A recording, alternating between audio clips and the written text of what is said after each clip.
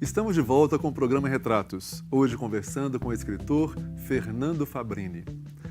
Fernando, nesse último bloco, nós vamos entrar um pouco mais na sua intimidade, tá? Conversar um pouco mais sobre as suas questões mais pessoais, conhecer um pouco mais de você. Como nós já dissemos, você nasceu em Belo Horizonte, mas é de uma família italiana, né? Os seus avós eram italianos, da Toscana, né? E eu queria então que você nos dissesse assim, como foi sua infância, uma infância de uma família italiana aqui em Belo Horizonte, né? E quais são os fatos mais marcantes que você guarda na sua memória dessa época? Pois não. A Serra era habitada por grande parte pela italianada, né? A italianada se instalou. A colônia italiana dominou a Serra. Dominou a Serra, né? Fugia buscando um clima mais ameno, né? Sim. Aquela coisa toda. Eu tenho lembranças muito boas da minha infância. Foi uma infância de pé no chão, uma infância de brincar nos córregos ali da Serra, de colher goiaba. Né? Era muito... A casa dos meus pais foi a primeira casa da Rua do Ouro.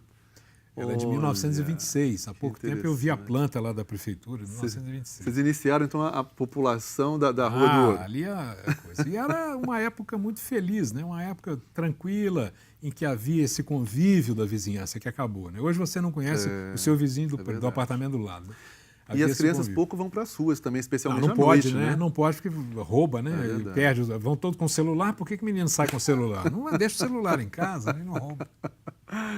E foi nessa época também que você conheceu um dos seus grandes hobbies hoje, né? Até hoje em dia, que foi esse envolvimento com construções de miniaturas de barcos em madeira, né? Isso. Eu queria saber como é que surgiu esse seu interesse por esse tipo de coisa, né? De criação, e o que você tem de registro dessa sua trajetória de construtor de barcos. De modelista, né? De modelista. O meu pai, como eu disse, meu pai era músico e, além de músico, ele era um luthier amador. Ele consertava instrumentos musicais. Não, consertava. Na verdade, ele chegou a fazer um banjo uma vez. Ele consertava para os amigos ali um cavaquinho, uma coisa, ele consertava. Então, sempre teve muita habilidade manual. E eu ficava ali piruando aquela coisa, né? De olho nas ferramentas dele e aprendendo a mexer com as madeirinhas e tal. E eu sempre tive uma ligação muito forte, apesar de mineiro, uma ligação muito forte com o mar. Sempre fui muito fascinado com o mar. O meu livro fala a história passada quase toda numa ilha. Então tem uma coisa muito forte com a água, com o mar. E eu também sempre... você vem de uma ascendência italiana que também tem uma Toscana, ligação. a cidade da minha família, que é Pitigliano, é na parte baixa da Toscana. Se chama Maremma. É a parte mais baixa da Toscana, ali junto ao mar Tirreno ali. Muito bem. Então aí eu gostava muito de barco, essa coisa de pirata, aquele negócio, e comecei a fazer modelinhos de barco e faço até hoje. Né? Enquanto a vista dá, porque você trabalha com muita minúcia, e fico me divertindo fazendo meus barcos. Tem barco espalhado aí para tudo. Qualquer coisa você arranja uma lupa e vai. Trabalho, já estou com a lente, E você tem muitos barcos já? Você guarda isso? Tem vários modelos, né? Tem uma laje lá na minha casa em que eu tenho não sei quantos modelos, tem alguns que ficam para as visitas, para ver, né? Que beleza. E é muito curioso porque eu sinto que eu ainda vou escrever um livro que vai se chamar Tudo que eu aprendi fazendo barquinho. Olha. É a paciência, né? Uma coisa que hoje a meninada não tem. Verdade. Aliás, uma coisa curiosa, em várias escolas da Europa, o que eles estão fazendo agora? Eu vi isso de perto. Estão botando a meninada, por exemplo, os meninos fazem molduras. E as meninas fazem bordado. Para quê? Não é para ninguém ser moldurista nem para ser bordador. É para você aprender a trabalhar com o tempo real. Sim. Hoje a meninada errou, Ctrl Z, Ctrl X, apaga, né? Não. Cola a madeira, espera até amanhã.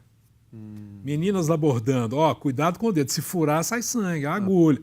Paciência, calma, viver no tempo real, baixar a bola da meninada. Sim. Então, acho que eu tive esse privilégio. Com meus modelinhos, eu aprendi a viver mais no tempo real. Maravilha. Vou dar agora um salto no tempo, né, de criança para já um rapaz de 19 anos. Foi quando você entrou para o Exército Brasileiro, né? E foi numa época da ditadura militar, ou seja, um dos momentos mais 68, graves, né? Na época do AI-5. AI-5, você vinha em 68. Eu dizia que eu comentava que eu ficava de prontidão, não ia em casa. Era um momento muito atribulado.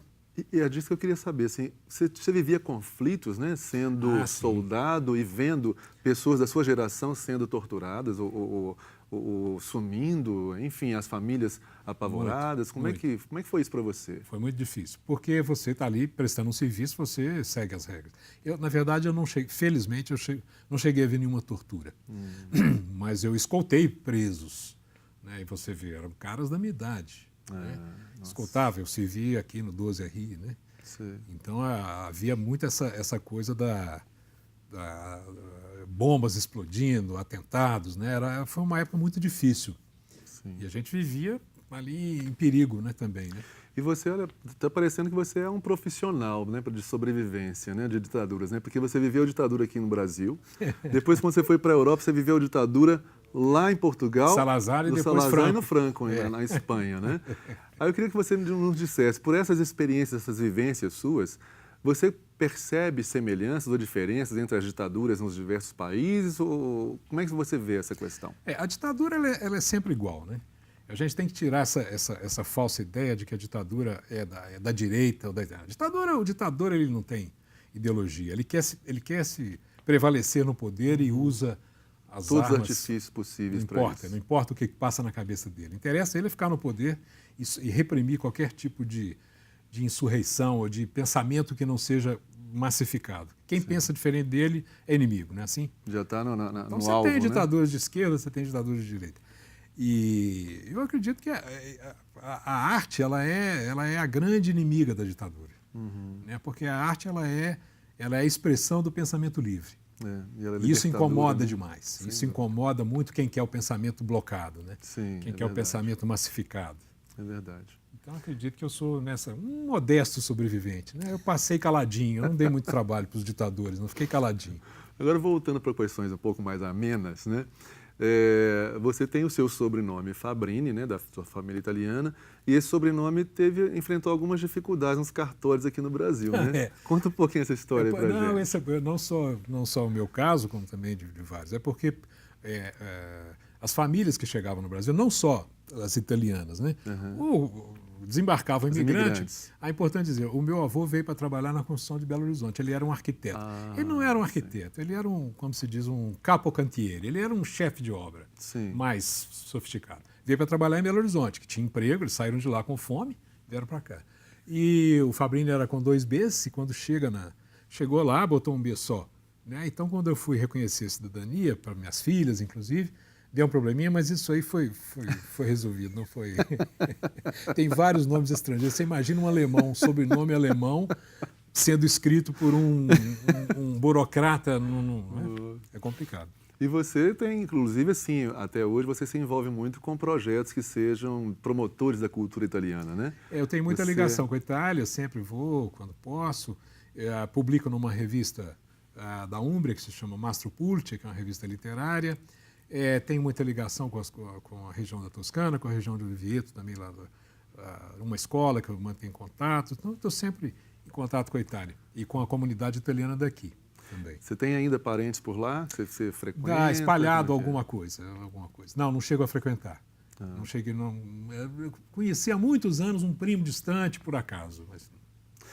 Bem, a partir dessa conversa toda que nós tivemos aqui, como nós já estamos chegando ao final do programa, eu queria te fazer ainda uma última pergunta.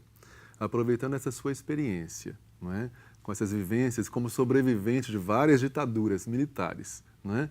E por ter passado também por outros momentos turbulentos, né, no governo brasileiro, eu queria que você, a partir dessa sua experiência toda, dissesse alguma coisa para o povo brasileiro que está vivendo um momento tão grave atualmente. O que você poderia dizer para a gente?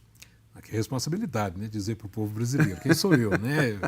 Eu penso que o Brasil não está aguentando mais. Eu acho que a gente está vivendo um momento de... tem uma frase interessante que o meu avô dizia, que volta e meia ela me ocorre. Né? É preferível o final terrível que o terror sem fim. Eu conheço essa frase também e concordo plenamente com ela. Eu acho que tem... O que está acontecendo? Eu acredito que nós estamos passando por um momento de transição em que está aparecendo tudo, né? As coisas todas estão aparecendo e que o Brasil tem que superar isso e partir, mas que essa classe política completamente desqualificada, com pouquíssimas exceções, mas é o que nós temos. Então tem que ensinar esse pessoal a votar melhor, né? Primeira coisa. E vem de quê? Vem da educação. Vem da educação, da informação. Você não pode só negar a informação para as pessoas. Então eu acredito que o país está passando por um momento difícil, mas necessário. Sim. Eu acho necessário. Eu acho que a gente tem que passar. É um momento de purgação, aí é uma penitência difícil em que as pessoas estão revendo seus conceitos, vendo o que elas podem fazer de melhor e, principalmente, se mudando. Se você não mudar, o ambiente não muda. Se você continuar estacionando no lugar proibido, subornando fulano, molhando a mão do cara aqui, o país continua a mesma coisa. O país vai ser sempre a projeção de seus indivíduos. Isso aí eu acho que é uma coisa que é geral, não é Brasil. Sim. E a gente tem essa consciência, saber que nós também somos responsáveis por tudo que está acontecendo. Somos nós, né? Somos nós. Isso aí não caiu lá, é nosso. É a nossa jornada. A gente tem que olhar para trás, o que a gente fez de errado, o que a gente pode consertar e participar. Eu falo que o brasileiro não gosta de participar nem de reunião de condomínio. Você sabe, vai fazer uma reunião. Não, vamos. Tenta juntar 10 jovens para limpar a sua rua. Não aparece 5. Agora dá uma festa, 500. É uma coisa que a gente tem que começar a pensar nisso, né? Interferir mais na vida do dia a dia. Né? Acho que a moçada está começando a se abrir para isso. Espero que sim, que a gente consiga, depois dessas nuvens turbulentas, ver um sol brilhando. O país é maravilhoso. Frente, né? Maravilhoso. Nós temos que fazer Nós não podemos deixar isso entregue literalmente aos bandidos. Entenda bandido como você quiser. Né? Nós temos de todo tipo. É verdade. Querido, muito obrigado pela sua presença aqui. Foi um prazer conversar com você. Tá? Muito obrigado. E assim, nós encerramos o programa Retratos de hoje. Mas se você quiser sugerir entrevistados ou enviar comentários, entre em contato com a gente pelo e-mail retratos@tvhorizonte.com.br. Curta também a nossa página no Facebook. Nela você pode acompanhar notícias, sorteios e fotos dos nossos convidados. Semana que vem, nós temos mais um encontro marcado aqui pela TV Horizonte. E eu espero você, hein? Grande abraço!